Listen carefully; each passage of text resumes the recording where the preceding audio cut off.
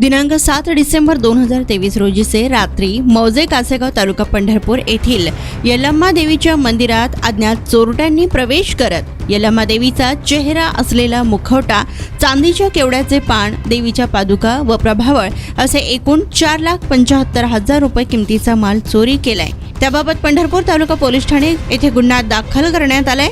तर या चोरीच्या गुन्ह्याचे वरिष्ठ पोलीस अधिकारी यांनी भेट देऊन घटनास्थळाची पाहणी करून गुन्हा उघडकीस आणल्याबाबत स्थानिक गुन्हे शाखेचे वरिष्ठ पोलीस निरीक्षक सुरेश निंबाळकर यांना सूचना देण्यात आल्या होत्या।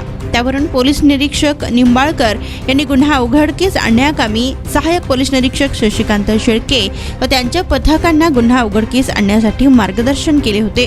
त्यावरून सहाय्यक पोलीस निरीक्षक शशिकांत शेळके यांच्या पथकाने सदरील भागातील गोपनीय बातमीदारामार्फत संपर्क करीत गुन्हे करणाऱ्या आरोपींची माहिती काढली होती। त्यानुसार मिळालेल्या माहितीवरून कासेगाव येथील यल्लम्मा देवीच्या मंदिरातील चांदीच्या दागिन्यांची चोरी ही करकंब येथील मूळचा राहणारा व सध्या राहणार कवठे महांकाळ जिल्हा सांगली येथे राहणाऱ्या या आरोपीने केला असल्याची माहिती मिळाली। त्यानुसार सदरील आरोपी हा सीताराम साखर कारखाना खर्डी येथे येणार असल्याची माहिती मिळाल्याने सहाय्यक पोलीस निरीक्षक शशिकांत शेळके यांनी सापळा रचून त्यास ताब्यात घेतले। तर त्याच्याकडे अधिक तपास केले असता त्याने यल्लम्मा देवीचे दागिने चोरल्याचे कबूल केले।